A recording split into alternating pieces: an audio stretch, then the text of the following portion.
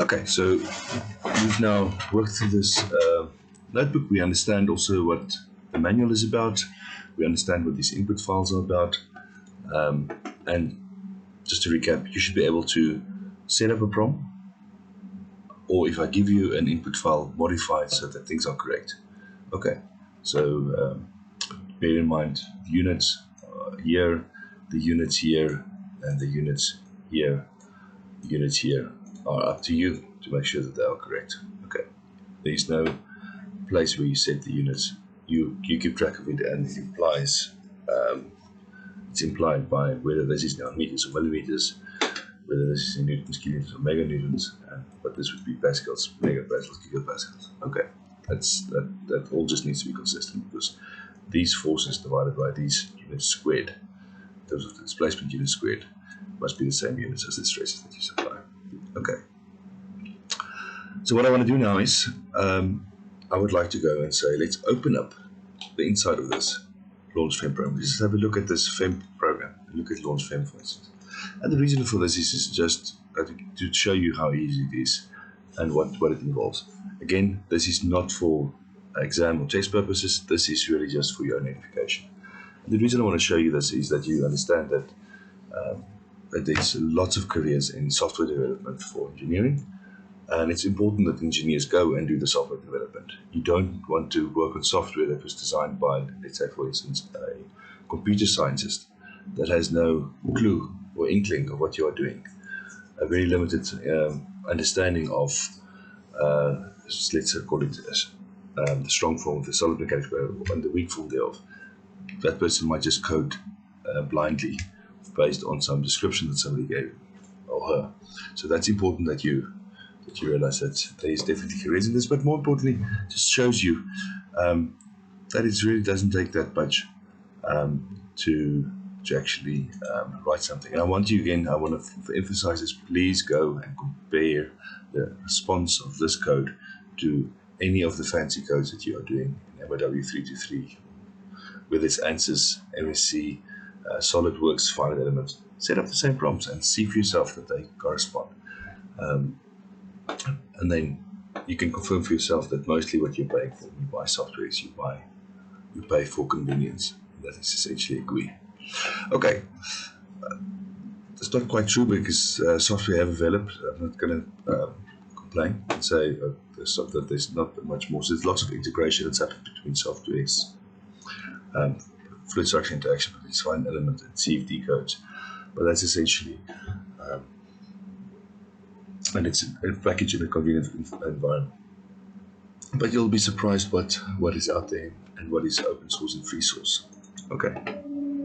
So let's open up the FEM program.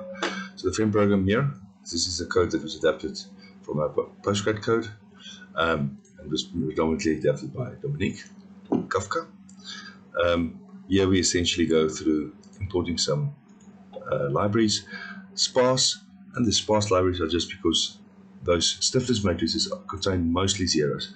It's only the degrees of freedom that are common in an element that are non-zero. And so what they often are there's a big matrix and they're sort of banded around the diagonal. That's typically, depending on how you mesh obviously, but they're typically banded around the diagonal, but quite sparse. Okay.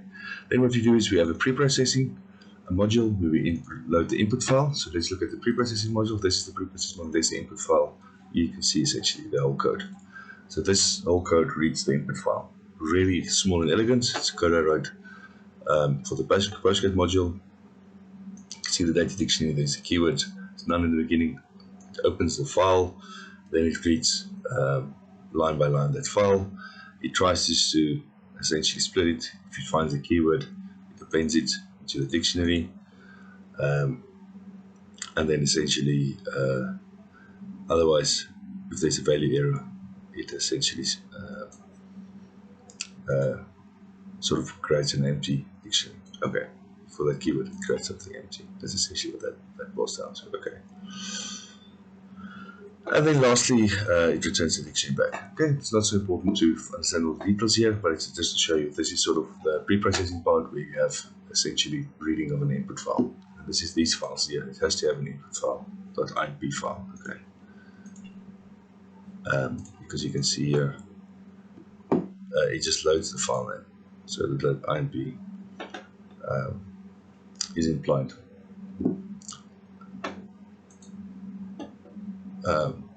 Okay, so technically, if you have a file without nothing printed, just put the .inp in there. I just rather want to focus on that. Okay. And then what we have is we have essentially elements that we can import from. So if we look at elements, see essentially, yes, we set up the B matrix for the Q8 element. Let's see here. So what it's involved is a G matrix. So maybe just going to show you again, just remind you in the PDF.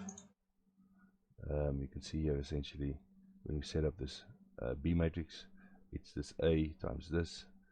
A is this Jacobian 3 by 4 that gets multiplied by this G, which is this 4 by 16. Okay, so here it's now 4 by 8 because it's the Q4 element, but it's 4 by 16 for the Q8 element. And so that's why this G is initialized as 4 by 16. Here we get the shape function derivatives. Here we set up, we populate the G matrix as according to where it should be. Here we set up the Jacobian. This is the ND psi, and these are the x coordinates. So this is the derivative of the shape functions from the isoparametric formulation.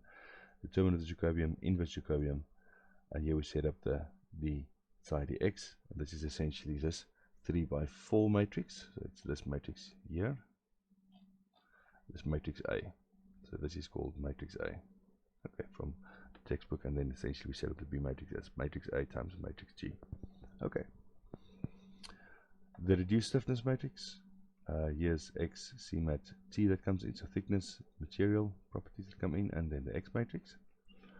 So we can ask ourselves, what is the dimensions of this B matrix? Well, this B matrix we know is now this A is essentially, oh sorry, I need to go back to the Chrome. My apologies. So let me just repeat what I said. So this is essentially the A matrix, this one here. And so what we see is this A times G is our B matrix. Okay, so that's what we have here. What we see is what's the dimensions of this. So well, if you remember from the A matrix, it's a 3 by 4. Yeah. So this is a 3 by 4 times. Oh, sorry, 3 by 4 times a 4 by 16. It's a 3 by 16. That's what we have. And this is what it should be, because what we need to do is we need to construct the integrand, which is B transpose 16 by 3 times 3 by 3 times 3 by 16. This is what we have here. Times the terms of Jacobian times the thickness. And then we can assemble the tangent stiffness matrix. It's called the stiffness matrix, or call it the tangent. It's a fancy word for the, if you ever go towards the non-unified elements, this what we code here is essentially the tangent, okay, which is constant for linear elements. Then we have the quad stiffness matrix. So this is the quad reduced stiffness matrix, and what I want to see with the reduced is that's a 2 by 2 integration loop. The normal quad stiffness matrix, this is the full integration. It's got a 3 by 3 integration. You can go and confirm for yourself that a 3 by 3 is is required to do a full integration, and 2 by 2 is insufficient. Okay, so you're going to have to look at what's the highest order polynomials and work with that and see for yourself. In general, a 3 by 3 Gauss integration loop is required for the Q8 element. Here's the B quad for the Q4. Here's the quad for stiffness matrix, and that's really what we have. Here's the element information. Okay. Then we have a post process that we can import. So we can import nodal values, hormesis, calculated stress curve. There's a lot of stuff in here. So just to show you the post process module, so you can just have an idea. It's just a lot of functions that are coded in here, calculating the various things at various places. Okay. And this is then essentially like the output file. So this is the output file. We'll have this kind of look. We haven't even opened an output file, because luckily everything gets returned here. I just want to show you the output file that gets generated every time you run the code. Here's the output file to pull out. So output for 2D Python 2D small strain FEM implementation.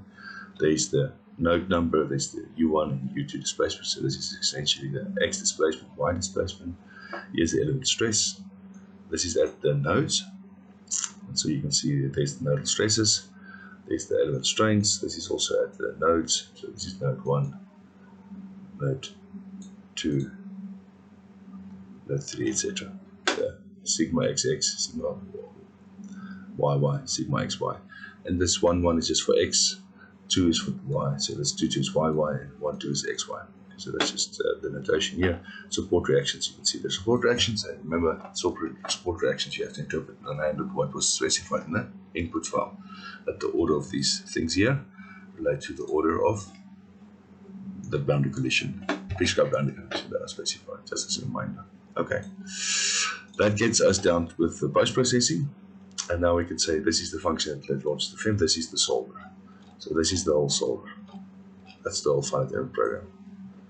And this is not even trying to make it short, but this is just to give you an idea. The whole FEM code is essentially around about 300 lines of code. What is it? I don't even, 270 lines of code. Okay, and lots of it is stuff like this. So let's see. Two-dimensional finite element program, input file and output file. There's the file names. Here's the element type that we specify. So we first read the input file, get the DD out based on so element type. You can see whether the number of nodes less than 3, Q4, bigger than 4, Q8. So that's essentially what we have there. Then it's the plane stress, plane strain. So plane makes the assumption 1, looks at the mod of the element type of 2. If the mod is equal to 1, then it makes the planes equal to 0. So if it's odd, it's plane strain, otherwise it's plane stress. This is the nodes per element. 8 nodes per element. If the element type is Q4, it's 4 nodes per element. So the assumption is we assume a Q8 element, unless we know the element type is Q4, and then we say, it's not 4 nodes per element. Okay. Then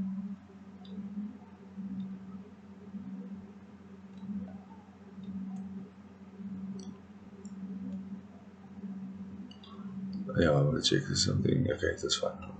This is essentially reading. This is from the dictionary, getting the nodes, coordinates, element numbers, number of nodes, number of elements, and, number of displacement, boundary conditions, number of constraint loads, and the sorted displacement boundary conditions. Okay. So that's what we have here. Just want to make sure that this is, yeah. And then we go through this whole process of setting up the 3 degrees of freedom, prescribed degrees of freedom, the 3 degrees of freedom, and prescribed degrees of freedom. That's that whole process. Constructed elasticity tensor. This is the plane stress, plane strain. Just constructing it from scratch. That's what essentially happens here to a large extent. Then we set up some zero matrices for the forces, for the stresses and strains. Prescribed displacements get specified here, so that's up. Prescribed displacements. Where did we get the UP? That's from this UP matrix here. I just want to make sure that this sorted is actually. Double check if this sorted might be an issue. That thing's well, so we just have to double check that. Okay, I can't recall now. Then essentially the for loop here. We go through over the number of elements, so we get the coordinates for the element, we get the sort of degrees of freedom and the global degree. That's what this PG is for. We go in based on the element type that we've chosen, we select essentially what's going on here. Okay. Assembled, like get the kind of element, we assemble this into the global stiffness matrix.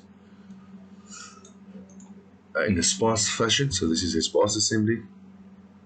So what we do is we know the row and the column index and put the corresponding stiffness matrix index in. So we assemble it as 3 vectors, one for the row index, column index, and then the value that should be stored there. And later on, we can create a matrix out of those 3 vectors. That's how you do sparse assembly typically. Here we split things in the prescribed 3 degrees of freedom. This is what this is all about.